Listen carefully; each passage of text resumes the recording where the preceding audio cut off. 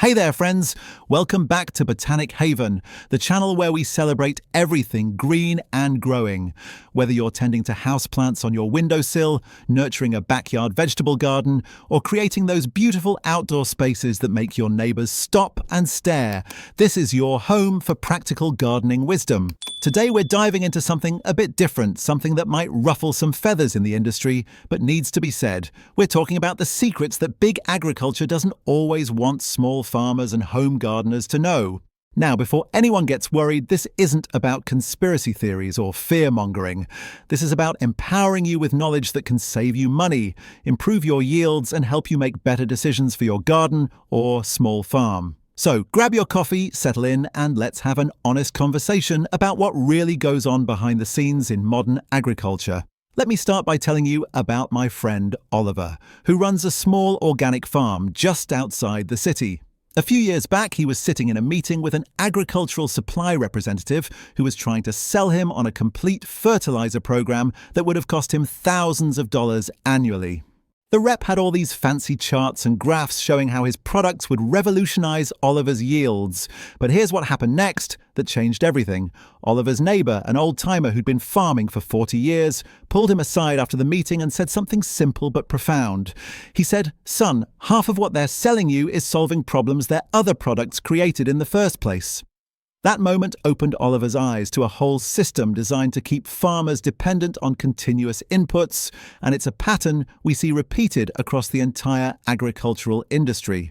The truth is, big agriculture thrives on creating cycles of dependency, and understanding these cycles is the first step toward breaking free from them. One of the most closely guarded secrets in the industry is just how much you can accomplish with compost and natural soil building instead of synthetic fertilizers. Now, don't get me wrong, synthetic fertilizers have their place and have helped feed millions of people, but the agricultural industry has convinced generations of farmers that soil is just an inert medium to hold plants upright while you pump in NPK.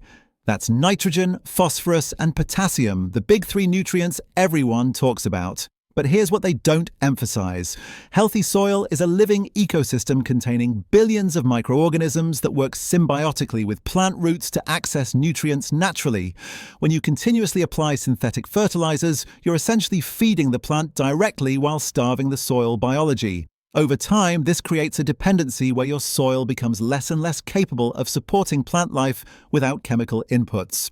I've seen this firsthand with Daisy, a gardener in our community who transformed her depleted backyard soil over 3 years using nothing but homemade compost, cover crops, and patience. Her tomato plants now outperform her neighbor's chemically fertilized ones every single season, and she spends a fraction of what he does on inputs. The agricultural industry knows that healthy soil is self-sustaining, but self-sustaining systems don't generate recurring revenue. Another fascinating secret involves seed genetics and the push toward hybrid varieties. Now, hybrids can be wonderful. They often show improved vigor, disease resistance, and yields in their first generation. But here's the catch that big seed companies don't advertise prominently. Hybrid seeds don't breed true in the second generation. What this means in practical terms is that if you save seeds from your hybrid tomatoes and plant them next year, you'll get unpredictable results, often reverting to characteristics of the parent plants rather than maintaining the hybrid's superior traits. This isn't a conspiracy, it's just genetics, but the industry has cleverly used this biological reality to create a business model where farmers must purchase new seeds every single year. Compare this to heirloom or open-pollinated varieties, which breed true and can be saved year after year indefinitely. I remember when Rose started her cutting garden, she was overwhelmed by all the fancy hybrid flower options at the big box store.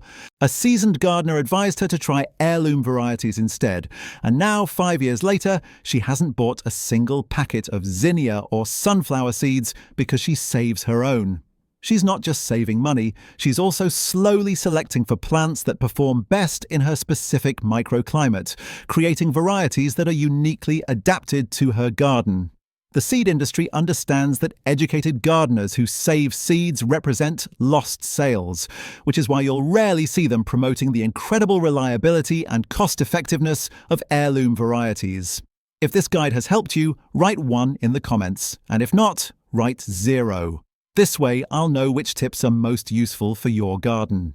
Your feedback really helps me create content that serves you better, so don't be shy about letting me know what's working and what isn't. Let's talk about pesticides and the spray schedule mentality that pervades modern agriculture. The chemical industry has done an impressive job convincing farmers that preventative spraying is essential, that you need to apply pesticides on a calendar schedule regardless of whether you're seeing pest pressure or not. This approach certainly benefits companies that sell pesticides, but it often works against the farmer's best interests. Here's why: indiscriminate pesticide use kills beneficial insects along with the pests, disrupts natural predator-prey relationships, and over time creates pesticide-resistant pest populations that require even stronger chemicals to control. It's a treadmill that gets faster and more expensive with every season. Lucas, who manages a small apple orchard, learned this the hard way. For years, he followed the recommended spray schedule from his agricultural extension office, applying fungicides and insecticides like clockwork. His costs kept rising, and he noticed he was seeing more pest problems, not fewer. Then he met an integrated pest management specialist who taught him to scout his orchard regularly and only treat when pest populations reached economic thresholds. The first year he tried this approach, he cut his pesticide use by 60%. His yields didn't drop, his fruit quality remained excellent, and his input costs plummeted.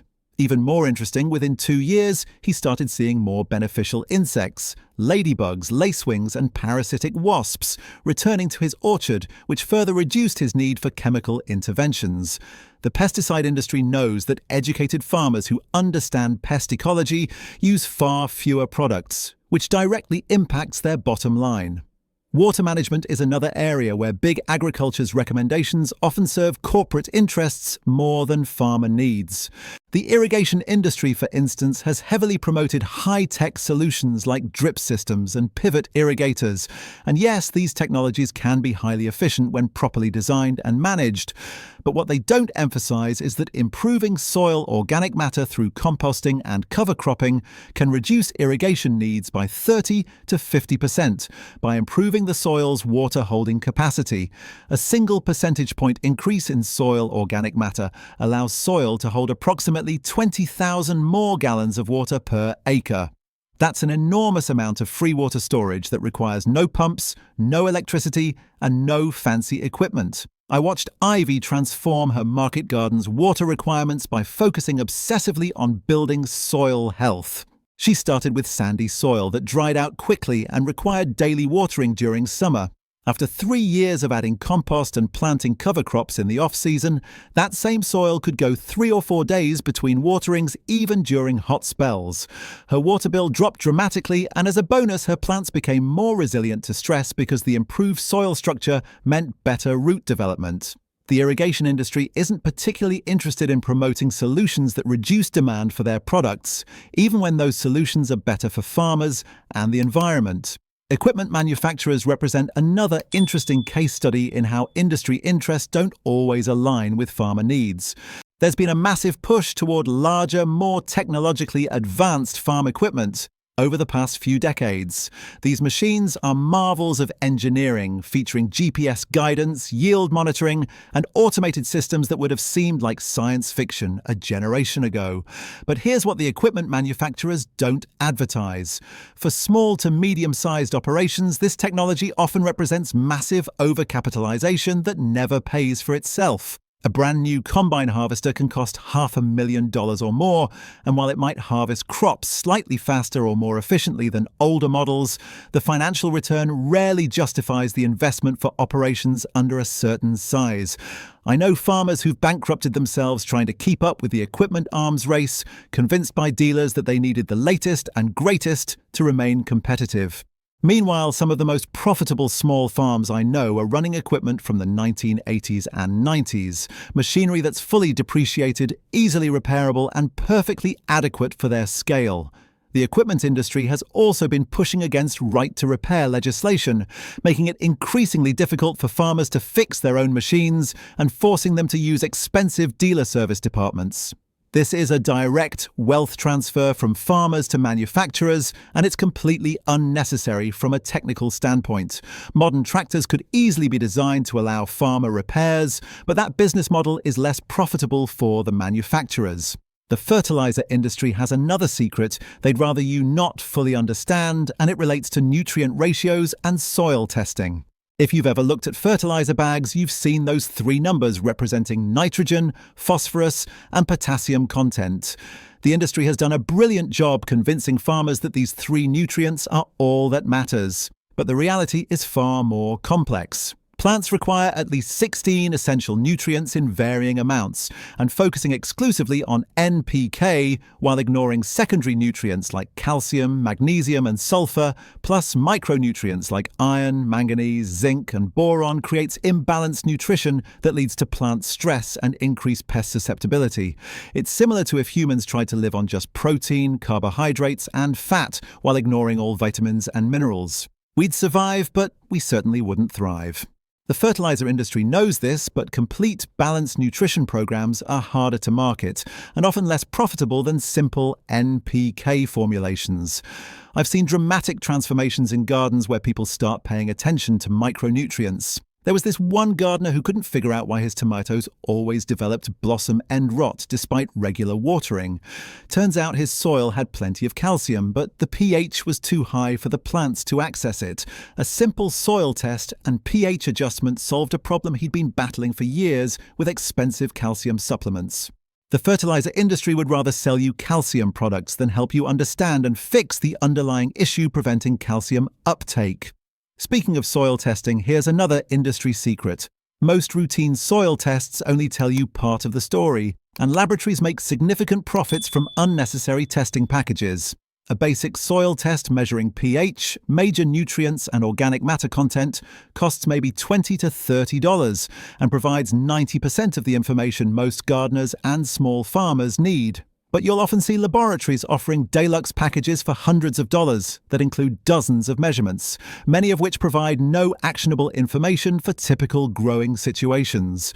Unless you're dealing with very specific problems or growing high-value specialty crops, these expensive tests are usually overkill. The testing industry also rarely emphasizes that soil conditions change slowly, and annual testing is unnecessary for most situations. Testing every 3 to 4 years is plenty for established gardens and small farms, assuming you're not making major changes to your management practices. But annual testing generates 3 times the revenue, so that's what gets promoted. I remember when Oliver first started farming, he was convinced he needed to send samples to an expensive laboratory every single year for comprehensive analysis. After spending thousands of dollars over several years, he realized that his soil wasn't changing that dramatically year to year, and the recommendations he was getting were often contradictory or impractical. Now he does basic testing every 3 years and spends his money on compost instead, with much better results. Let's discuss something that might surprise you about crop varieties and the agricultural research complex. A significant portion of agricultural research today is funded directly or indirectly by large agribusiness corporations, and this creates inherent biases in what gets studied and what gets promoted. Research into varieties that perform well with high chemical inputs gets funded generously, while research into varieties that perform well in low input or organic systems receives comparatively little support. This means that the agricultural advice you receive from extension offices, university programs, and industry publications is often skewed toward high-input approaches, simply because that's where the research funding flows. It's not a conscious conspiracy, but it's a structural bias that shapes the entire agricultural knowledge system. I've talked to small farmers who've had extension agents tell them that organic production or low-input methods couldn't possibly work, despite clear evidence from successful organic operations nearby. The agent wasn't being malicious, they simply had no training or experience with alternatives to conventional high-input agriculture, because that's not where research resources have been directed. For home gardeners and small farmers, this means you need to be somewhat skeptical of official recommendations and willing to experiment with approaches that might not be heavily promoted by the agricultural establishment. Some of the best information about sustainable, low-input growing methods comes from experienced gardeners and farmers sharing knowledge through informal networks, rather than from official agricultural sources. The genetics and biotechnology sector represents perhaps the most controversial area where industry interests and farmer interests diverge. Genetically modified crops have been marketed with promises of reduced pesticide use, improved yields, and greater food security. Some of these promises have been partially realized, but there are significant complications that the industry downplays. First, GM crops are typically protected by patents that restrict how farmers can use them. Farmers must sign technology agreements promising not to save seeds, effectively converting them from independent operators into annual customers of seed companies. Second, many GM traits are specifically designed to work with proprietary chemicals produced by the same companies that develop the seeds. For example, Roundup Ready crops are engineered to tolerate glyphosate herbicide, which means farmers using these seeds are locked into using that particular herbicide. Third, the promised reductions in pesticide use haven't always materialized because pests and weeds develop resistance, requiring increased application rates or combinations of multiple products. The industry has responded by developing crops with stacked traits, combining multiple genetic modifications, but this just makes the seeds more expensive while potentially accelerating resistance development. From a home gardener's perspective, GM crops aren't typically available, but understanding these industry dynamics helps explain why seed prices have increased so dramatically over the past few decades. The consolidation of the seed industry into a handful of large corporations has reduced competition and innovation in varieties suited for small-scale production, while resources flow toward developing products for industrial agriculture. Here's something fascinating about fertilizer timing that the industry doesn't emphasize strongly enough. More isn't better, and timing matters enormously. The agricultural supply industry loves to sell large quantities of fertilizer, and they often recommend application rates that exceed what plants can actually use efficiently. When you apply more nitrogen than plants can take up, the excess doesn't just sit there waiting patiently in the soil. Instead, it can leach into groundwater, volatilize into the atmosphere as greenhouse gases, or wash into surface waters, causing algae blooms and dead zones. This isn't just an environmental problem, it's an economic problem because you're literally watching your money wash away. Smart fertilizer management means applying smaller amounts more frequently, timed to match plant growth stages when nutrient demand is highest. For vegetable gardens, this might mean applying a light application of compost or fertilizer at planting, another when plants begin rapid growth, and possibly another during fruiting for heavy feeders like tomatoes. But dumping a massive amount of fertilizer at planting and expecting it to feed plants all season is inefficient and wasteful. The fertilizer industry knows this, but selling smaller amounts more strategically requires more education and sophisticated marketing than simply pushing volume. I learned this lesson in my own garden when I stopped following bag recommendations blindly and started paying attention to what my plants actually needed.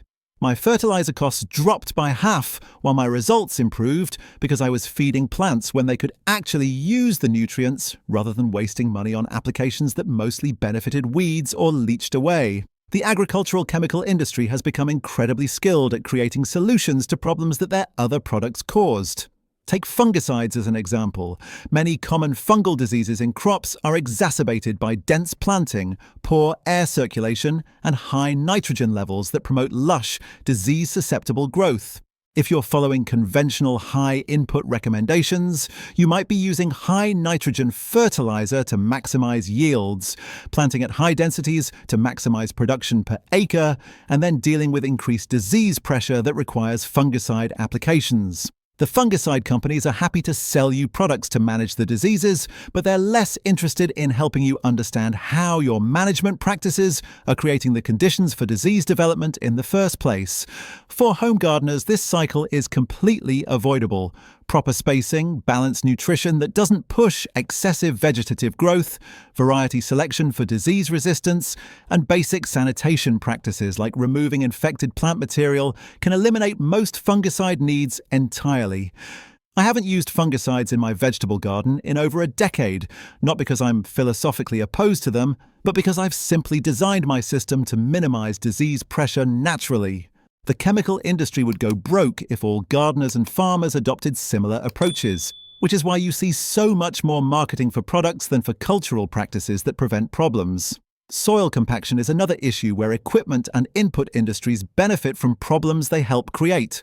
Large, heavy farm equipment compacts soil, reducing pore space, limiting water infiltration, restricting root growth, and making it harder for soil organisms to thrive. The solution offered by industry? More tillage with larger equipment and more inputs to compensate for the degraded soil structure. But tillage itself destroys soil structure over time, killing beneficial fungi, breaking up soil aggregates, and accelerating organic matter decomposition. It's another treadmill where the cure becomes part of the problem. Alternative approaches like no-till or reduced tillage farming, cover cropping, and controlled traffic patterns can break this cycle, but they require different equipment and management mindsets. The agricultural equipment industry has been slow to embrace these alternatives because they potentially reduce equipment sales. For home gardeners, the lesson here is clear. Avoid compacting your soil in the first place by staying off wet soil, using mulch pathways, and building raised beds where you never step on growing areas. Once you've established good soil structure, maintain it through gentle practices rather than destructive ones.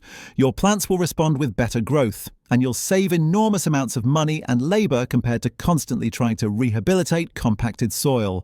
Let me share something about plant breeding and variety selection that might surprise you. The agricultural industry has made tremendous strides in developing high-yielding, uniform varieties suited for mechanical harvest and long-distance shipping. But these priorities have often come at the expense of flavor, nutrition, and adaptability to diverse growing conditions.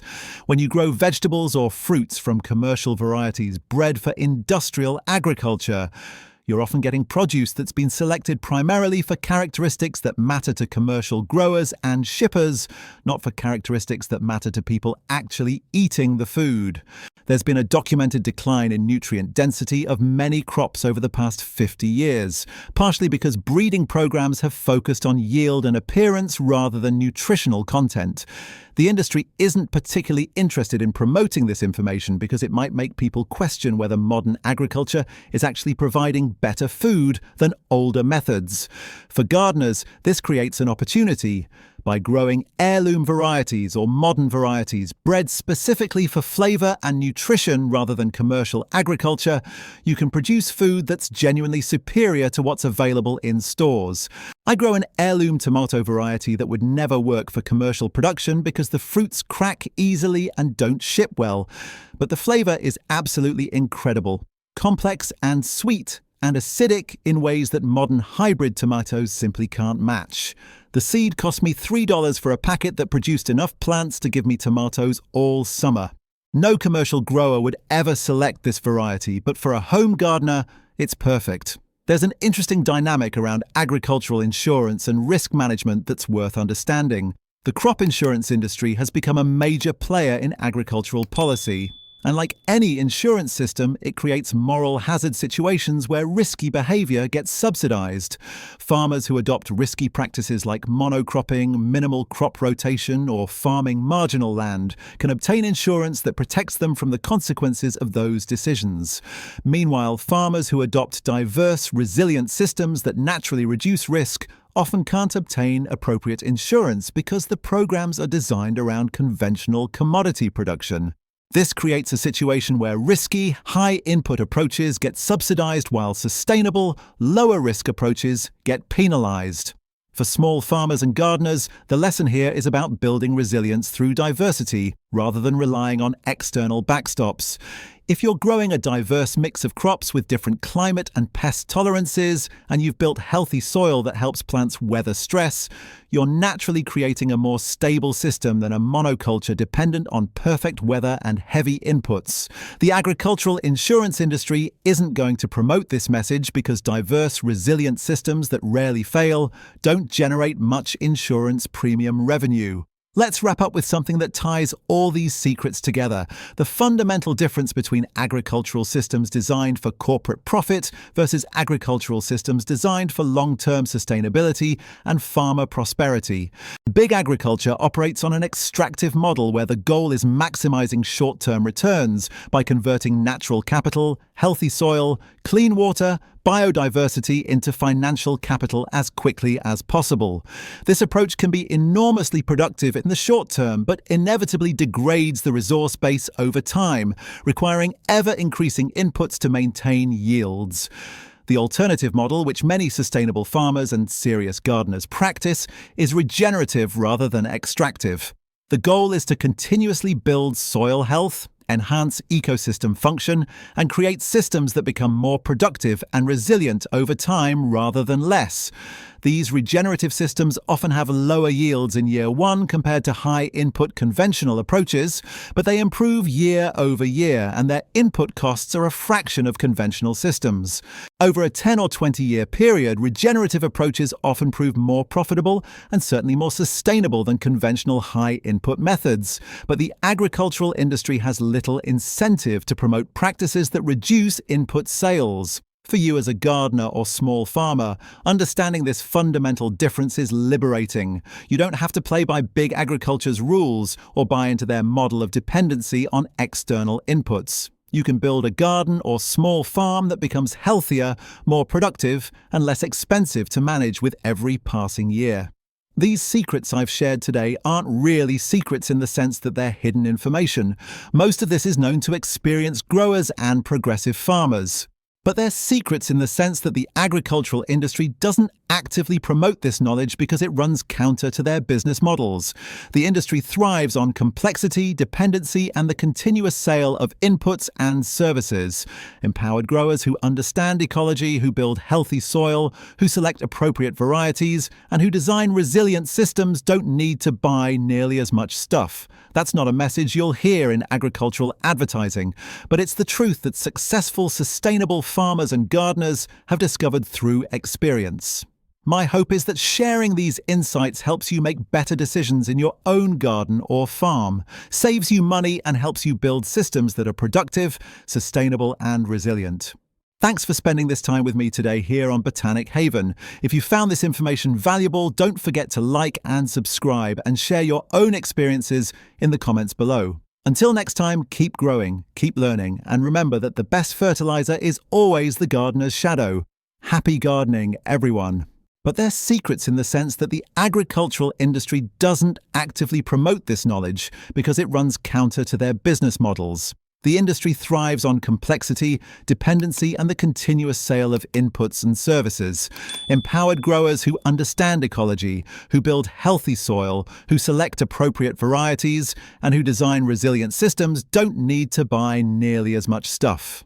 That's not a message you'll hear in agricultural advertising, but it's the truth that successful, sustainable farmers and gardeners have discovered through experience. My hope is that sharing these insights helps you make better decisions in your own garden or farm, saves you money, and helps you build systems that are productive, sustainable, and resilient.